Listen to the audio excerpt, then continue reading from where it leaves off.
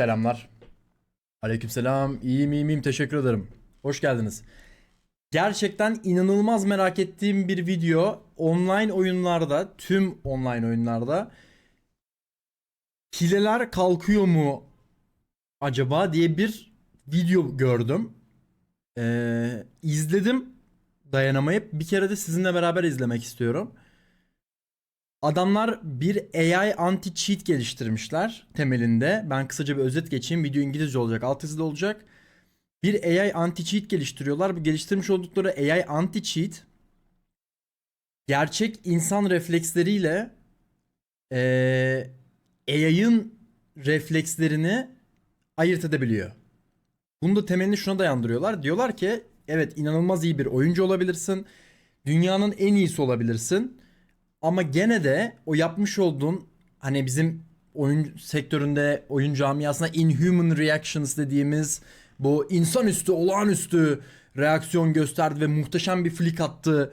İşte karşısındaki rakibi öldürdü dediğimiz hareketler, hamleler var ya mesela. Diyor ki bunu diyor yaparsın ama bunu diyor bir kere yaparsın, iki kere yaparsın, üç kere yaparsın, dört kere yaparsın. Beşinci de yapmana imkan yok. Ve biz 5 dakika boyunca karşımızdaki kişiyi, yani izlediğimiz kişiyi inceleyip, oyununu izleyip bunu gerçekten bir AI mı kullanıyor yoksa gerçek insan refleksleriyle mi oynanıyor? Bunu algılayabiliyoruz diyor. Sonra da bir soru soruyorlar. Diyorlar ki tamam peki okey, hadi aim'i anladın. Hani aim hack'i çözdün. Bu AI aim hack'i detektleyebilecek. Peki acaba wall hack'i, yani ESP'yi detektleyebilecek mi? Diyorlar ki evet, onu da detektleyebiliyor. Neyse, gidelim izleyelim. Aralarda durdurup zaten konuşuyor olacağım üstüne. İnanılmaz bir video. İzleyelim, görelim bütün online oyunlardaki tüm hilelerin kalkmasından bahsediyor. İnanılmaz bir konu. İnanılmaz bir konu. Ve işin güzel tarafı ne biliyor musunuz? Geriye dönük bu sistem. Yani örnek veriyorum. Örnek veriyorum. Diyelim daha önce geçmişte bir tane e-sporcu, isim vermeden konuşalım, hile kullanmış. Klibini izletiyorsun. AI onu detekliyor ve geçmiş olsun. Boom. Anında gidiyor. Geçmiş olsun. Onu da geçiyorum. Onu da geçiyorum. Daha feci bir şey söylüyorum. Sanki parmak izimiz alınırmışçasına ben gidip yeni hesap açamıyorum. Tekrardan başka bir bilgisayar kullanamıyorum. Başka bir IP kullanamıyorum. Hiçbir şekilde kaçamıyorsun. Hiçbir şekilde.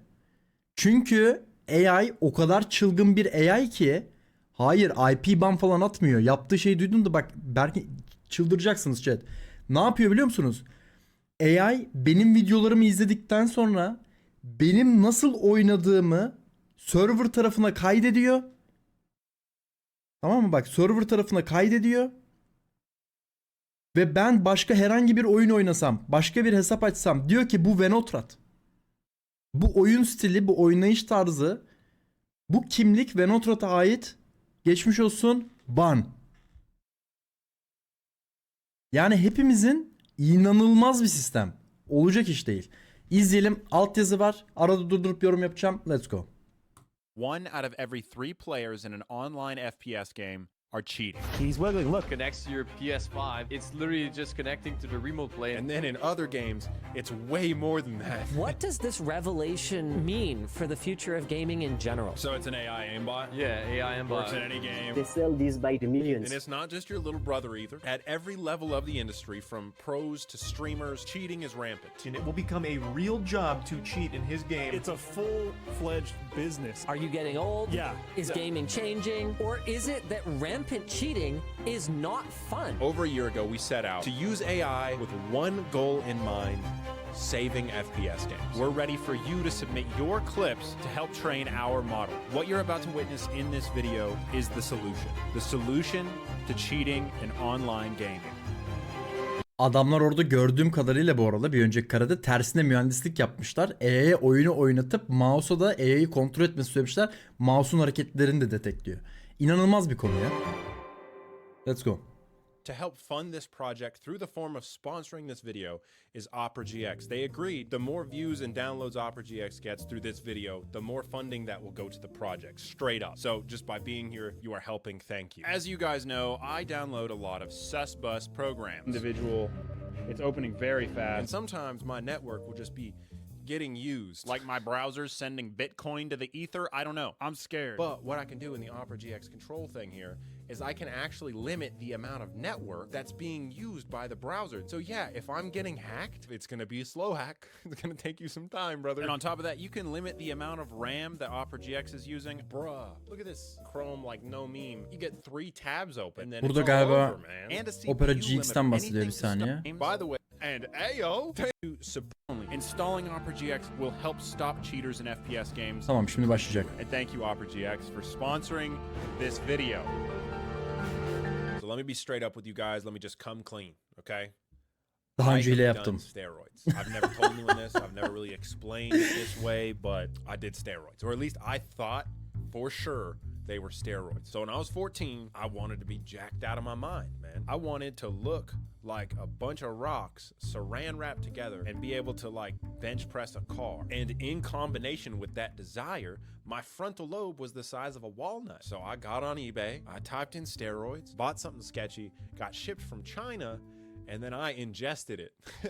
No one ever found out. I wasn't thinking about the consequences. So I'm sitting there playing SOCOM confrontation with the itchiest nipples you've ever seen, man. And I was real confused. I thought I was gonna start like lactating. Even though no one's ever found out until now, I didn't actually get away Burada with hileye it gönderme because yapıyor the büyük ihtimal. consequences Buradaki bahsettiği steroid büyük ihtimal hile ve hileye gönderme yapıyor anladığım kadarıyla. The consequences were that I didn't know with certainty that I Ama wasn't bence de going to güzel bir start karşılaştırma growing olmamış. parts. Point is, you can take a shortcut to something, but there will be a consequence somewhere, somehow, eventually. What those consequences will look like, I think is now up to us somewhat. So cheating in online FPS games is Başladık. the worst it's ever been ever right now. On every system, console included, at every level, around 30% of players in any given game are cheating. So this is based Yani oyun sektöründeki FPS oyunlarındaki %30'luk bir kesimin hile yaptığını söylüyorlar. Bu inanılmaz büyük. 3 oyuncudan bir tanesi hile yapıyormuş. 3 oyuncudan bir tanesi hile yapıyormuş chat. Bu ne demek biliyor musunuz? Her üçümüzden biri chat'teki hileci. Buna denk geliyor bu. Olacak iş diye. Bu çok fazla bir rakam. basically the final form of the AI cheats that single-handedly killed FPS games about a year ago. This program essentially acts as like a mediator between remote play and the game. All it uses is a live stream of your game. So as long as you have an internet connection that's like 2 megabytes per second, one, it enables mouse and keyboard on console. But what's worse is you can essentially plug in an AI aim assist. It can use AI to read the screen, find the enemies, send input back to whatever system you're using, console included, and then aim at the enemy for you. So it's basically just acting as your remote play controller. Yeah. Dude, that's And it gives you the- Şuna bak. to get access to it. Şuna The bak. godly noob. He went in and he infiltrated this website. He made the cheaters love him. He convinced them to like him so that they would give him the cheat. It took months. I'm just kidding. I'm just kidding. You paid $5. So for a few bucks or a free version that comes with a virus, you can pretend you're better than everyone else. This can never be detected by an anti-cheat scanning what's running on the system because all of this is running only off of watching the game the same way you do. So this is an 8-person free-for-all where Şimdi burada bir test yapıyorlar. 8 kişi free for all oynuyorlar Counter Strike'da. 8 kişinin de bahsetmeden ben size bahsedeyim. 8 kişinin de bilgisayarlarında hile yüklü. Fakat challenge şu, hangisinin o anda açtığını kimse bilmiyor. Onu tahmin etmeye çalışıyorlar. Yani 8'i de hile ama sadece bir tanesi kullanıyor. all of us have cheats installed and one person is chosen at random to enable their cheats, but no one knows who it is. And we're all trying to guess Güzel bir challenge who's the yapmışlar. person that has cheats enabled. Someone's a hacker right now? Yep. Someone's a hacker. Someone should be at least. Oh my gosh. Let's go. Bu bile değil gibi. Two back to back. Okay, let's. Yeah, man. I'm Bu cracked kesinlikle out of hile my değil. mind. Keep in mind, we have a point system going here, and we're trying to not get detected as the hacker by the other players. Tabii bir de yakalanmamaya da çalışıyor, öyle bir şey de Also, var. these are the devs that are so graciously donating their time to work on the Waldo project for all of us. I'm linking the Waldo Discord and a few other things. Go give them a big thank you. Okey. En azından o ilginç bir flikti. Suspicious. O flik suspicious. Olabilir. So take a look at the footage. See if you can guess which one of these Burada bize soruyor hangisi hile diye. Hangisiyle? angles is someone using aim assist. Ben sol alttaki diyorum ya, Mr. Holmes bu. I'm thinking Holmes, honestly. Ha, onlar da Holmes diyorlar. Oh, dude, that's a bad idea, boys. I Holmes just gibi. left this part in so you guys would know it wasn't me and that I'm just cracked out of my mind. Holmes I'll be honest, değil you guys miymiş? had to double check to make sure they were off. I'm just saying. So make your guess. You're left with a 1 in 3 chance of getting it correct. Evre mi The answer diyorsunuz? will be at the end of the video and in the description. Point is, you can't tell. And if you got lucky, there was a 1 in 3 chance, kid. That's how likely it is to run into a cheater. Keşke if tek you tek play gösterseymiş one ya. game today. But what we can't see Tek tek gösterse daha iyi olurmuş. Dördünü aynı anda seyretmek benim gibi bir profesyonel oyuncu için bile çok zor oldu.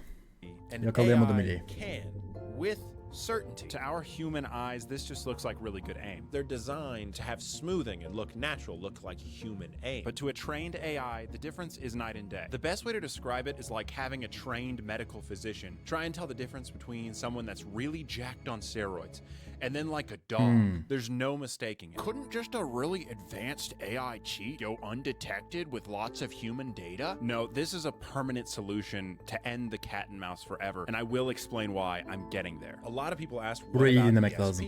Okay. What would you say is the most distinguishable Ya temelinde bu arada sağ taraftaki adam biliyorsunuz Escape from Tarkov'daki hile problemine değinen adam oldu. Goat. İnanılmaz patlamıştı bunun videosu. Kısacası temelinde en başında bahsettiğim gibi şeyden bahsediyor. Diyorlar ki abi AI'ın yaptığıyla, tamam mı, inanılmaz inhuman reaction göstermiş biri bile bir değil diyor.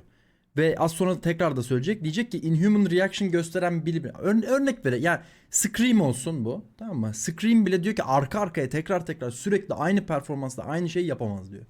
Bu şekilde sonuca varmışlar. trait İzleyelim. to tell if someone is cheating based on your experience of, you know, like antagonizing Scream banlanıyormuş değil mi? there are a lot of things. This is Goat, aka Tim. He wanted to know just how many people were cheating in Tarkov. So Geldik he bizim oyuna. installed cheats with the intentions of finding the cheaters. Kill to death ratio, what gun they have out, how much ammo they have. Bu arada bilmiyorsanız bu videoyu da kesinlikle izleyin. İnanılmaz güzel bir video. Sadece bu videoda lobilerin %60'ında hileye denk geldim diyordu. Ben o kadar olduğunu düşünmüyorum ama şahsi fikrim tabii ki de, o bir istatistik belirtmiş, o ayrı. Everything with his cheat. Game sense is something that is a really big deal in a game like Tarkov. How to move around the map, where to look, how to set up your gun. So what is it that he used to distinguish if someone was cheating or not? Hile selamı. No. Before the wiggle, as funny as that is. This duo was the highest KD that I came across that I think was legit. If you looked at them on the radar, they were just constantly looking around. Their little things were just going everywhere. And they were checking areas where just no one was there. It's painfully clear that these two Chads are legit. How refreshing. And then you'd watch these other guys that have like 20-something KD. Just running straight into a building, straight to a jacket to get their item, straight out. Şimdi burası çok önemli. Burayı da çevirmek istiyorum. Buranın üzerine de birazcık konuşalım. Burada Goat diyor ki adam spawn oluyor. Item'ı görüyor. Almak istediği item'ı. İnanılmaz valuable bir item var. Dorms'un içerisinde. Escape from Tarkov bilmeyenler için Dorms işte çok önemli bir item var diyor haritanın bir tarafında. Adam doğuya spawn oluyor. Direkt item'a koşuyor. Item alıyor. Direkt çıkışa koşuyor ve haritadan çıkıyor diyor. Bunu şans eseri de bir oyuncu yapabilir diyorlar. Yani bir oyuncu şans eseri doğduğu gibi oraya gidip item'ı bulduğunda da tamam ben çıkıyorum deyip direkt çıkabilir. Bunu nasıl detekleyecek bu yaptığınız AI diyorlar. Adamlar onu da açıklıyor. Out. Yeah. And straight a different way. And when you looked around that area on the map, there was nobody that could kill them. And they just already knew that, so they didn't have to look around. He was looking at human behavior. Do we know of anything that can kind of detect human behavior? I don't know. Is there any technology out there that can kind of look at human behavior and see if it's human or not? I don't know, guys. İşin burası There is an extremely yani insan davranışlarını detekleyebiliyor olması inanılmaz bir olay bence. distinguishable behavior between someone using cheats and someone not using cheats. So we thought, instead of just aim cheats, what about an AI that can detect everything? An AI that analyzes player behavior and determines if they're cheating based on how they're interacting with the game with over 99% accuracy. This is what will save FPS games. Now, I realize that that sounds like a pipe dream, like an impossible solution that's years away, another hopeless dream of one-day gaming with no cheaters online, and here's the twist. It already exists. Someone made it. And it wasn't us. For days, I was tearing my hair. Adamlar bütün emek harcamışlar, bu kadar çalışmışlar bunu yapmak için. En sonunda araştırmışlar ki bu çoktan yapılmış. Why is this not in every single game? What is going? Chat, sizce çalışır mı böyle bir şey? Ne diyorsunuz? 2023'te söyleyecekler zaten az sonra. 2023'te bunun hayatımıza gireceği söyleniyor. 2023 bitmek üzere. Az kaldı. 3 oradan, 2 oradan 5 ay. Çalışır mı? Ben bu arada çalışacağına inanıyorum. Böyle bir şey olabilir. Bu yapılabilir gibi geliyor bana yani. Zantares CS'den ban yer bence. Zantares Inhuman Reactions. Bence de çalışır. Bence de. Cengizhan hoş geldin bu arada. Selamlar. Az önce gördüm, selam veremedim, affedersin. Oyunları tek tek eklenebilir ama toplamadı. Bence oyun firmaları, ben tam tersine oyun firmalarının hepsinin bu firmayla çalışmak isteyeceğini düşünüyorum. Ben tam tersine oyun firmalarının gidip asıl biz sizinle çalışmak istiyoruz diyeceğini. Ben Battle Anti-Cheat'in, diğer koruma sistemlerinin falan hepsinin yani böyle bunun bir sistem olacağını ve bu sisteme geçileceğini, bu bir marka olarak kalırsa da, bir firma olarak kalırsa da bilmiyorum. En güçlüsü bu olur yani, piyasayı bayağı domine edeceğini düşünüyorum diğer türlü. Ya da bu bir sistem olarak gelecek ve hepsi artık AI kullanacak. Ve orada da bir şey açılacağını düşünüyorum. Yani anti-cheat'ler arasında yeni bir pazar oluşacak ve bu sefer bunlar rekabete gireceklermiş gibi düşünüyorum. Hani hepsi AI kullanmaya başlayacak. Ama günün sonunda burada hiç fark etmez. İster rekabet olsun, ister olmasın, ister tek el olsun. Bence kazanan sen, ben ve bizim gibi hile yapmayan oyuncular olacağını düşünüyorum. Benim klipleri bir izletiyorlarmış, hileymişim ben. Going on, I had so many theories. Game developers don't need good anti-cheat. Everyone keeps playing. Cheating in games, this whole other industry is stimulating the game. As a game dev, why would you stop it? There is technically financial reward for them if the cheaters keep buying accounts. AI anti-cheat exists. Game devs are not using it. Luckily, the truth was the simplest. Kullanacaklar. And just this year, early January 2023, we started to implement it in the game. Bu abi çok güzel açıklıyor. Bu abiyi dikkat dinleyelim. And so it's starting from now. It's happening as we speak. This is the CGO and CEO of AnyBrain, the AI anti-cheat that detects everything. How does it distinguish between someone that is say using like an ESP in a game versus someone that isn't? What we do is every Bilmeyenler için bir kere daha açıklayayım. ESP'de duvarların arkasından gördüğümüz yani wallhack. player is providing data about how it is possible to perform the games. Let's say you have a reaction time when you find an opponent and you move to there. There is different cognitive skills that we apply when we are playing a game. Yeah. And what we can extract from these behaviors is these cognitive skills that are being applied on a specific moment. They are not human. So it's learning constantly. Is that okay?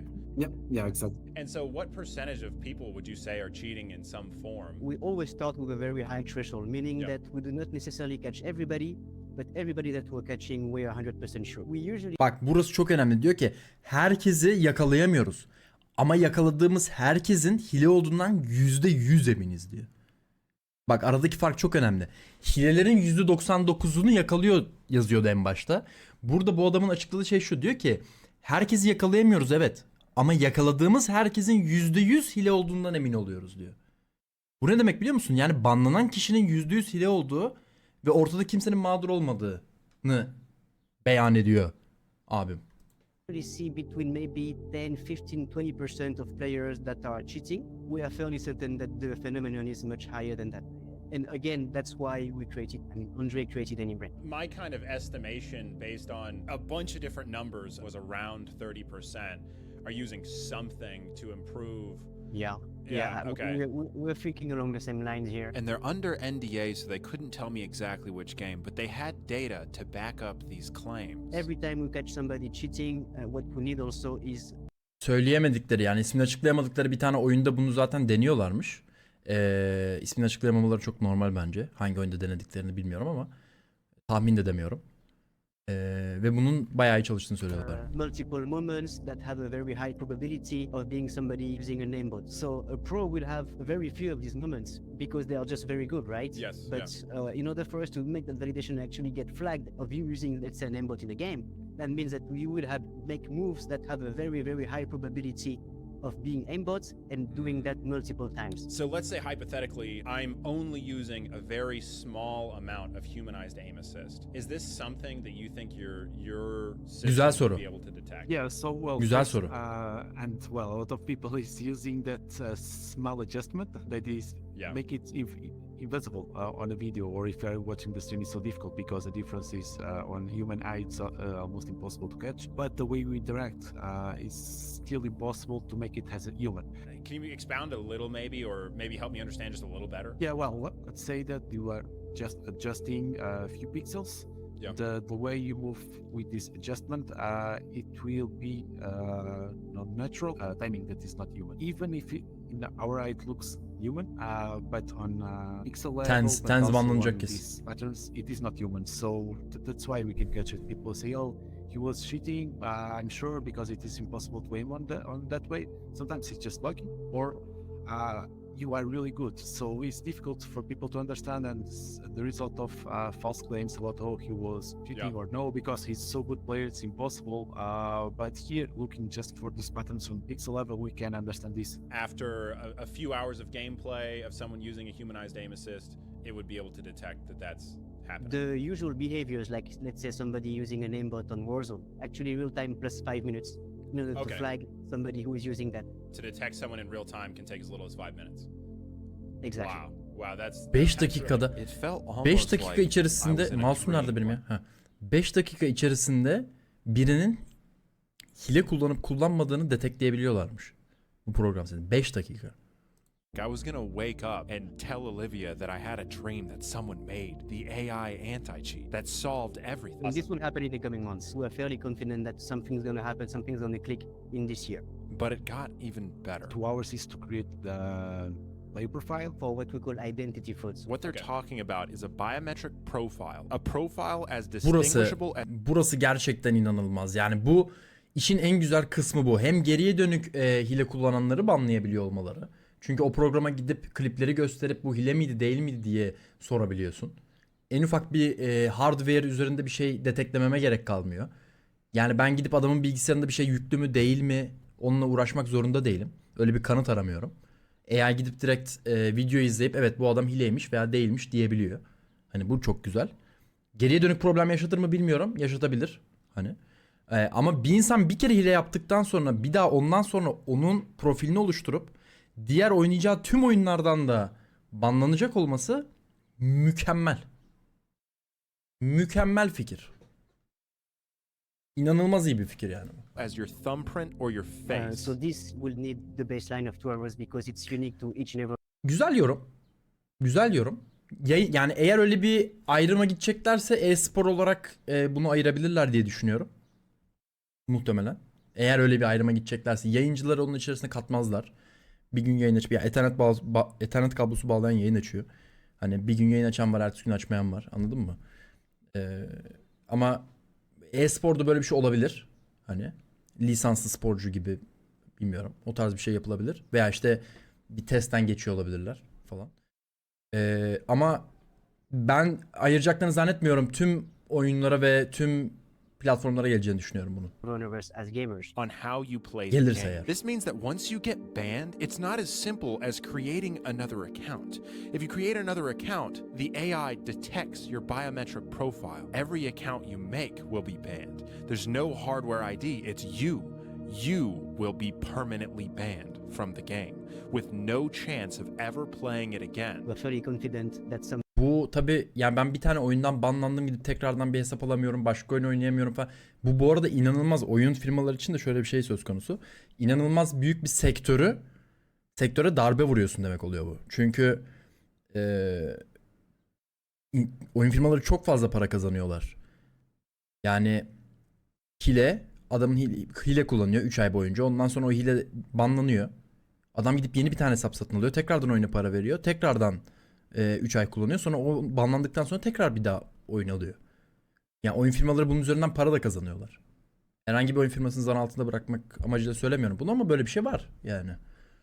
Some things are about to change. The implications of this are insane, especially if the game has a replay system. If you have ever cheated and the data is saved server side, you are then able to be caught at any point in the future. If you cheat, you will be caught. It's just a matter of time. The biometric fingerprint of a pro player or streamer could be seen on an alt account that was hacking a year ago, or last week, or currently. Now, I don't know if these things will be done with this data, but I can tell you that FPS games, all online multiplayer games, are saved. Now, the Waldo project is different. It plans to put this power of knowing in your hands. A way to know if any player is cheating simply by scanning the gameplay footage, laying bare the truth, and leaving the effects up to us. We now confirm it's possible and in fact need your help to make it a reality. A full technical update of the Waldo project is available on Rican Samurai's channel. I think the glory days of online FPS games are not behind us, but are ahead of us. And if you're one of the 1 in 3 people that are cheating in online FPS games, I got one question for you. Are your nipples getting itchy? Başının sonunu güzel bağlamış. Başının sonunu güzel bağlamış. Güzel video. Birazcık da bir çıtırından daha böyle editingi güzel olsa iyi olurmuş. Ben kim hile değil. Şu an bir hileyi mi gösteriyorsun bana yoksa gösterdiğin gerçek bir insanın görüntüsü falan onu anlayamadım ama güzel. Bu ilginç bir konu. İlginç bir konu. 3 ay önce çıkmış bu video. Ben bunu dün akşam yayını kapattıktan sonra gördüm dedim. Yayın açıp bunu kesinlikle seyretmeliyiz. Yani siz ne düşünüyorsunuz bilmiyorum. Ama bu gelirse yani yer yerinden oynar gibi geliyor bana. Ve yani yer yerinden oynar derken büyük ihtimalle geriye dönük banlanacak olan insanları düşünüyorum. Büyük kaos, büyük drama. Yani biz ne bileyim işte pub game girenler falan filan veya işte girip sadece chilllemek isteyen insanlar, oyun oynayanlar, gamerlar falan bunlar zaten rahatlar da büyük bir drama çıkar gibi geliyor bana yani. Bunu araştırmışlar ama hile satışları düşüyor aksine. Onu anlayamadım Zeynep. Ne demek istediğini anlamadım. Yani okudum ama anlamadım. Ubisoft'un anti-cheat sistemi bence güzel. Maç ortasında bir direkt kalıcı olarak banlanıyor ama burada da şunu düşünüyorsun. Bu adam başka hesapla tekrar açar ama bu yeni sistemde bunu düşünmemiz gerekmeyecektir. Evet işte burada öyle bir güzelliği var yani. Evet Cengizhan hile kim ben de anlamadım. Hangisiyle ben de çözemedim. Ya aralarından bir tanesiyle de kim olduğunu işte editing'de birazcık sıkıntı var. Videonun editinginde. Ya bunu bana sorarsanız yani çok yıllar önceden şu anda halihazırda bulunduğumuz sistemde en iyi yapan Blizzard'dı abi. Atıyordu hardware bana. Tamam abi geçmiş olsun. Yani. Ya bunu yıllardır Valve niye yapmıyor? Bunu yıllardır Riot niye yapmıyor? Ya bu kadar zor değil yani. At abi hardware bana at. Özellikle Riot. Yani Riot bunu neden yapmaz ki? Bütün oyunların free to play. Bütün oyunların free to play. Lütfen şu adamın tekrardan hesap açmasını engeller misin yani? Lütfen.